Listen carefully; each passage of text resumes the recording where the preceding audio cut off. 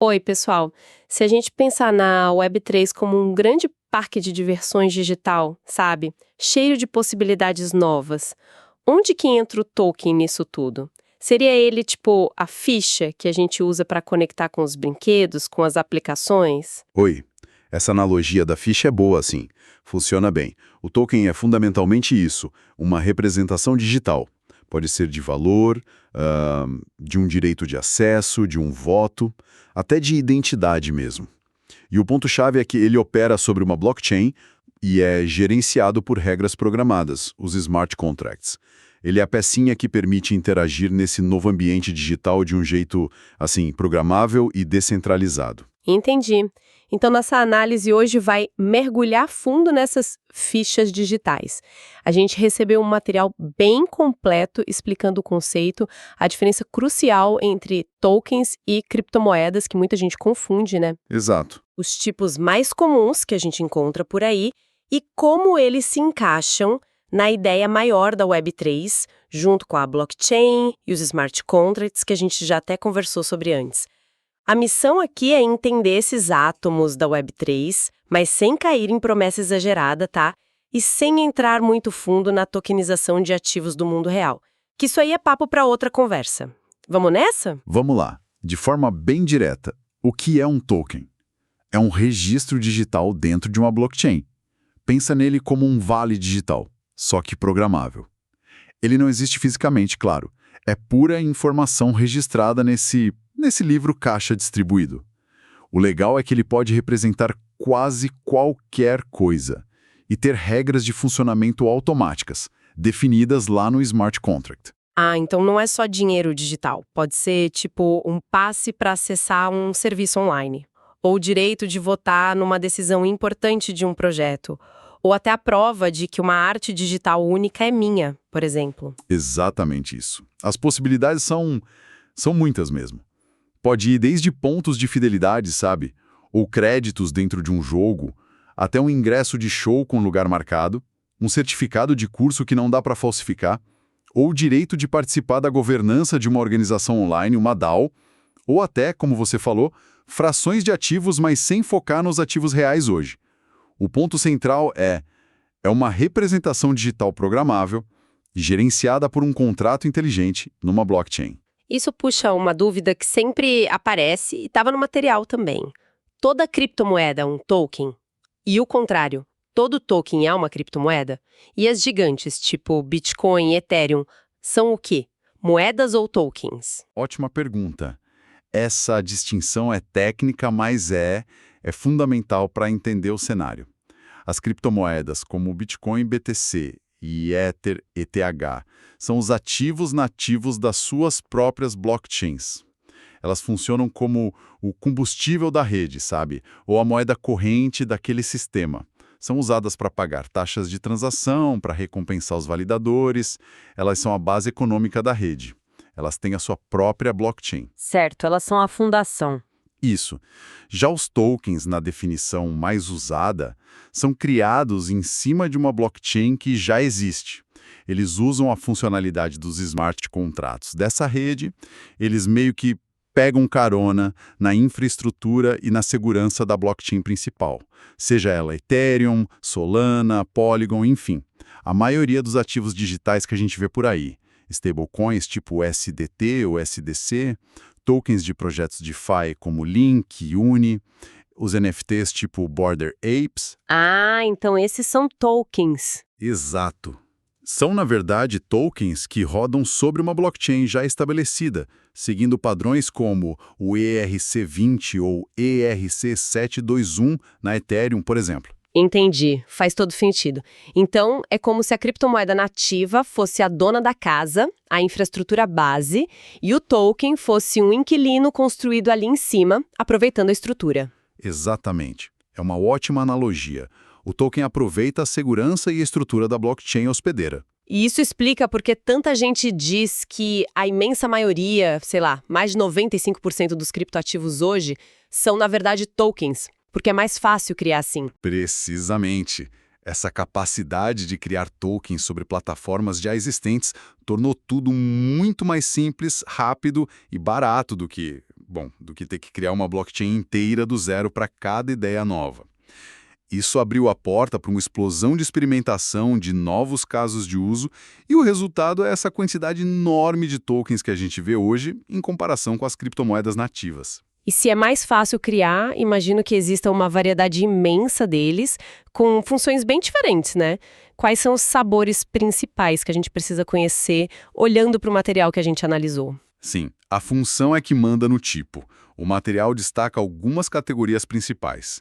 Primeiro, os tokens fungíveis. O padrão mais famoso é o ERC20 da Ethereum. Fungível quer dizer que cada unidade é igualzinha e intercambiável com outra do mesmo token. Tipo o dinheiro mesmo, né? Uma nota de R$ 10 vale o mesmo que outra nota de 10. Exato. Mas me dá um exemplo de token fungível que não seja exatamente uma moeda, mas que, sei lá, possa mudar alguma coisa no dia a dia, resolver um problema prático. Claro, pensa em programas de fidelidade. Hoje, seus pontos ficam presos naquela loja, naquela companhia aérea, né? Sim, um monte de ponto que eu nunca uso. Pois é, se fossem tokenizados, talvez pudessem virar ativos digitais que você poderia trocar com outras pessoas, vender ou usar em outros lugares parceiros. Criaria um sistema mais aberto. Outro exemplo muito forte são as stablecoins, como o USDT e USDC. São tokens fungíveis pareados ao dólar. Elas permitem mandar valores, especialmente para fora do país, de forma super rápida e barata. E sem a volatilidade do Bitcoin, por exemplo. Ah, tipo, pagar um freelancer em outro país em minutos. Isso, exatamente. Ou simplesmente créditos dentro de uma plataforma online, de um jogo. São muitos usos. Aí, no extremo oposto, a gente tem os tokens não fungíveis, os famosos NFTs. O padrão comum aqui é o ERC721. A chave é não fungível. Cada token é único. Representa um item específico, indivisível, tem um identificador exclusivo registrado lá na blockchain. Certo, aí entram as artes digitais, os colecionáveis, mas eu sempre fico pensando, por que um NFT é tão diferente de eu ter, sei lá, um arquivo JPEG ou um PDF com um QR Code que diz que aquilo é meu? O que impede alguém de copiar o arquivo? Essa é a pergunta crucial. A diferença não está só no arquivo em si, a imagem, o vídeo, que sim, pode ser copiada infinitamente. A diferença está na prova de autenticidade e propriedade. Essa prova é registrada publicamente na blockchain de um jeito que ninguém consegue alterar. O NFT é esse registro. Ele garante a unicidade daquele item digitalmente, mostra todo o histórico de quem já foi dono, e aqui está um ponto importante, ele pode ter regras programadas no smart contract. Por exemplo, um artista pode programar o NFT da obra dele para receber automaticamente uma porcentagem, um royalty, toda vez que essa obra for revendida no futuro. Uau! Isso é impossível com um JPEG normal. Exatamente. Com um simples arquivo não dá. Exemplos de NFT vão dos CryptoPunks, Bored Apes, até ingressos numerados para eventos que garantem autenticidade e evitam fraude, certificados digitais únicos, itens raros em jogos. Faz sentido. E tem também uma categoria no meio do caminho bem interessante: os tokens semi-fungíveis. O padrão ERC 1155 entra aqui. Ele é mais flexível. Permite que um único contrato gerencie vários tipos de tokens ao mesmo tempo, tanto fungíveis quanto não fungíveis. Híbrido. Como assim? Como funciona isso na prática? Imagine ingressos para um show. O contrato pode emitir, digamos, 1.000 ingressos para o setor pista. Antes do show, esses 1.000 ingressos são iguais, intercambiáveis, são fungíveis entre si.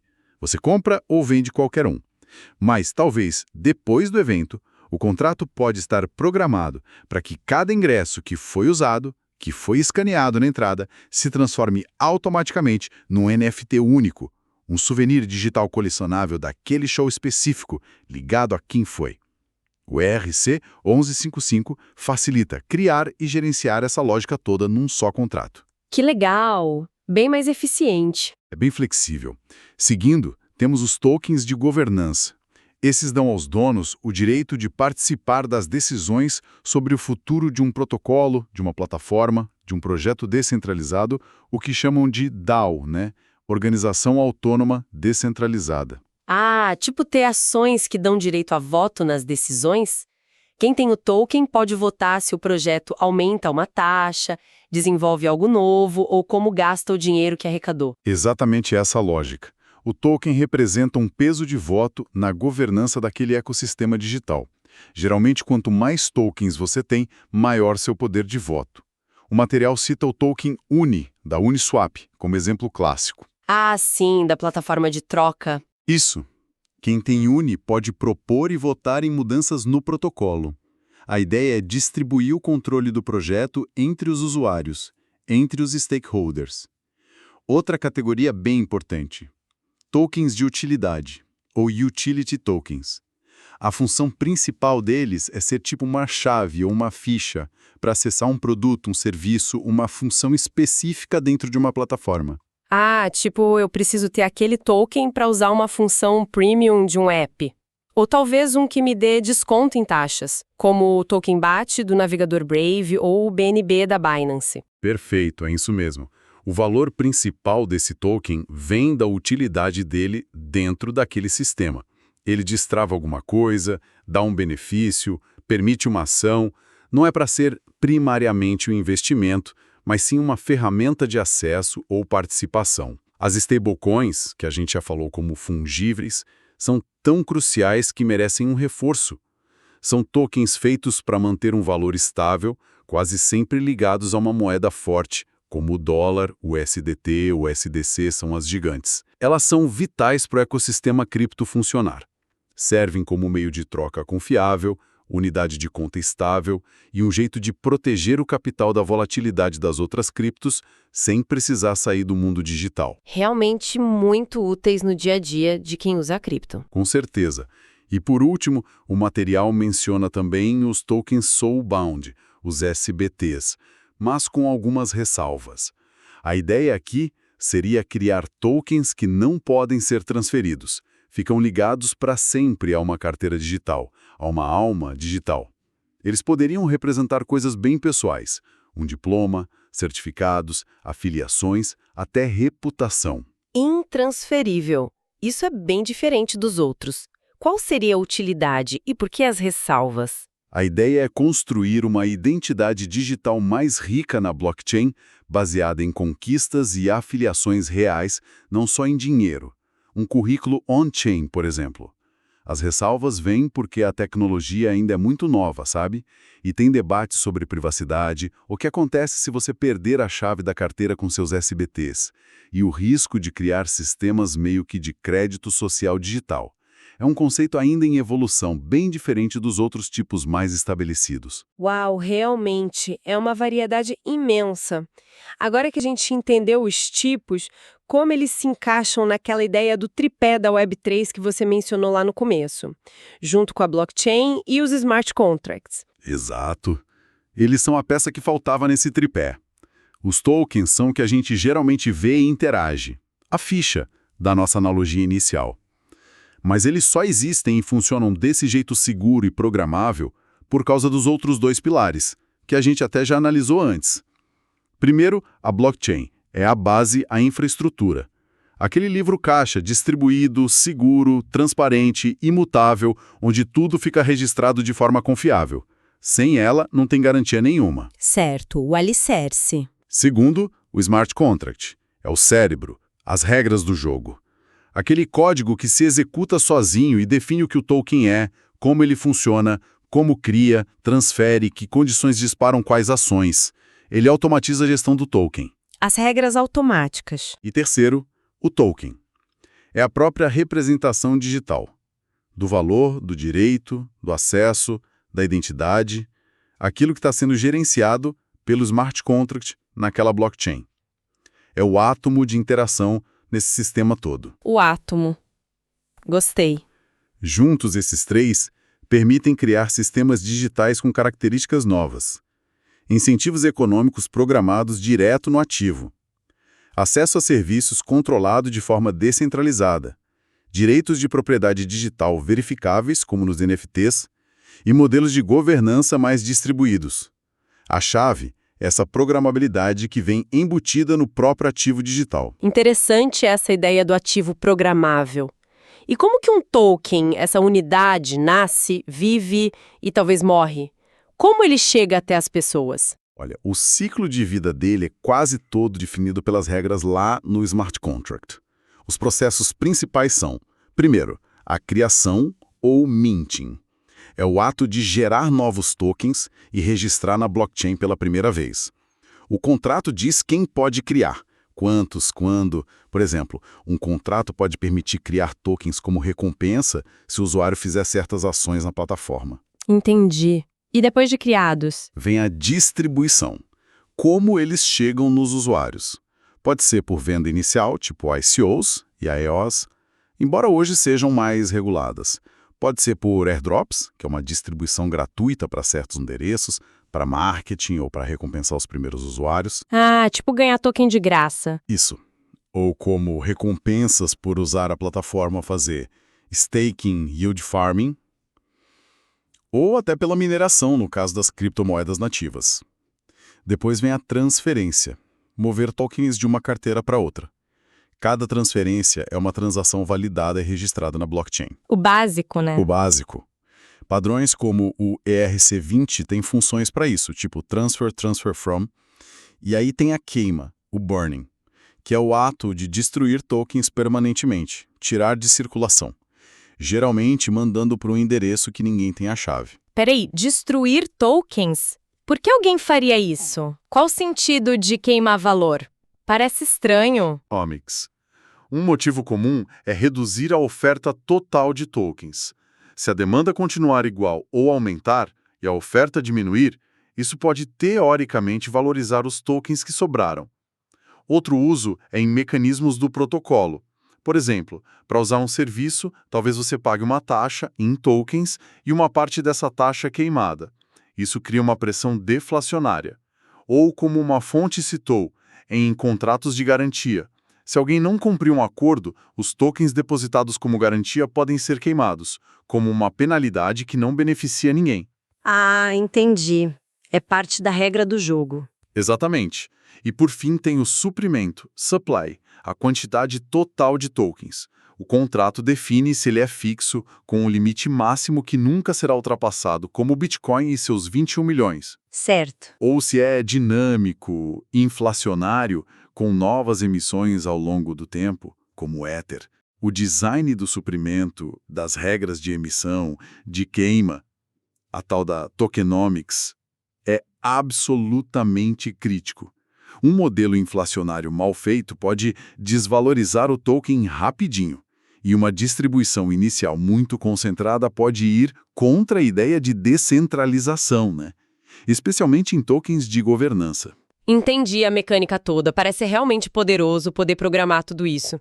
Mas, com tanto poder, tanta complexidade, onde é que estão os perigos? Como alguém que está aprendendo sobre isso pode vir a cair em armadilha, em golpe? Porque a gente sabe que tem muito disso nesse espaço. Sim, os riscos são muitos e tem que levar a sério. O material que a gente viu aponta vários pontos críticos. Primeiro, os golpes, scams. Infelizmente, ainda é um prato cheio para fraude. Tem projeto que copia nome e logo de projeto sério para enganar, phishing.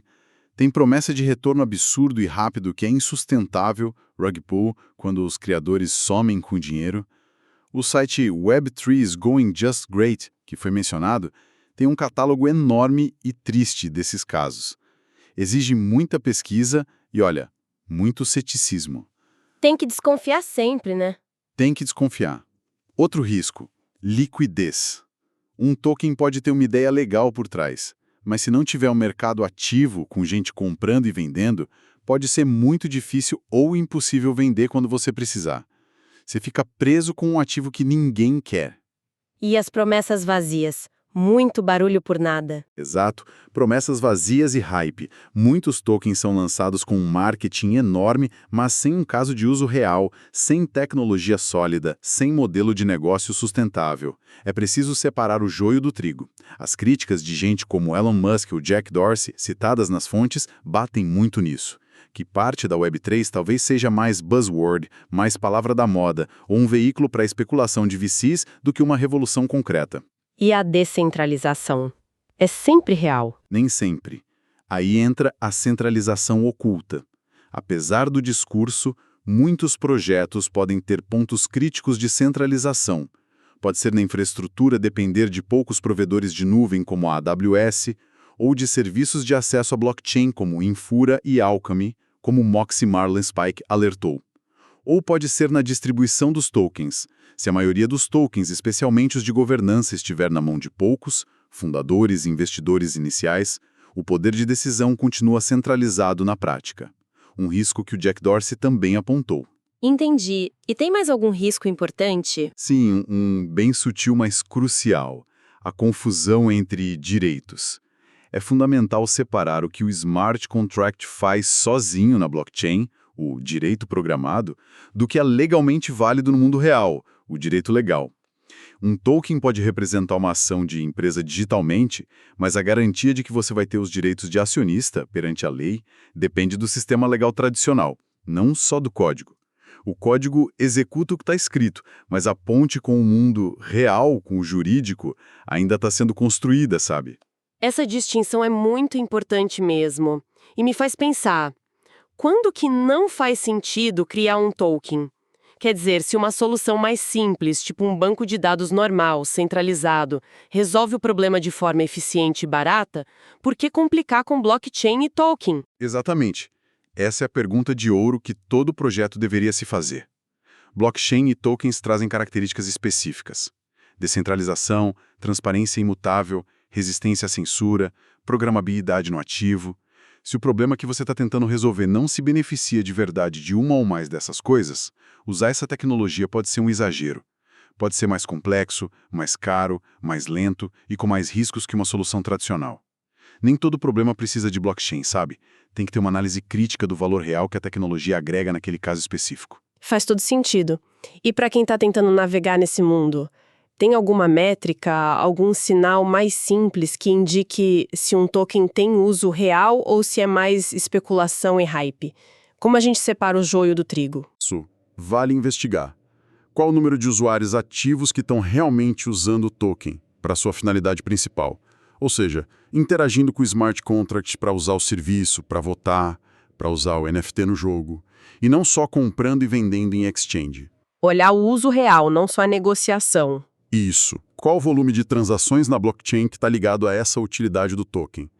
O token está integrado a um produto ou serviço que já funciona, que entrega valor real. A equipe por trás é transparente e ativa, continua desenvolvendo.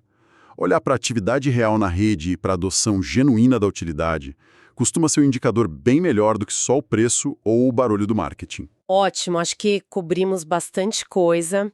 Então, para a gente amarrar nossa análise de hoje, os tokens são essas representações digitais super versáteis, construídas por blockchains, gerenciadas por smart contracts. A gente viu que eles podem ser muitas coisas.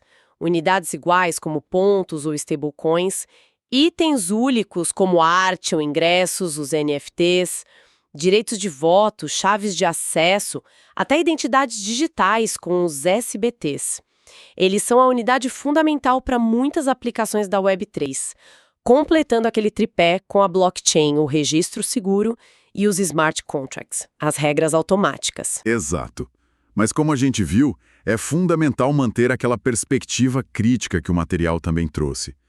O token é uma ferramenta tecnológica com potencial sim, mas não é um fim em si mesmo, nem uma solução mágica ou garantia de ganho. O valor real, duradouro, vem da utilidade genuína que ele oferece, da demanda concreta pelo que ele representa ou permite fazer. E, claro, da solidez, da segurança e da boa governança do sistema por trás dele. A tecnologia é fascinante, mas exige compreensão, análise cuidadosa dos riscos e foco na criação de valor real. Perfeito, ficou claro que é uma ferramenta poderosa. E para quem nos ouve, talvez a reflexão final seja essa. Os tokens oferecem um jeito novo de programar, de possuir e de transferir valor, acesso e direitos digitalmente. Muitas vezes de forma mais direta, mais global e potencialmente mais eficiente, sem depender daqueles intermediários tradicionais que a gente conhece. Sim. E isso deixa a gente com uma pergunta interessante para pensar, né? Que tipos de interações, de serviços Ou até de modelos de negócio que hoje são caros, lentos, cheios de burocracia ou simplesmente inviáveis. Que tipos de coisas poderiam se tornar possíveis, comuns ou muito mais eficientes com essa capacidade de programar e transacionar esses átomos digitais de valor e direitos de forma mais aberta, transparente e automatizada? Onde que essa programabilidade no nível do próprio ativo pode realmente destravar novas formas de colaboração, de criação e de troca? É uma fronteira que a gente ainda está só começando a explorar.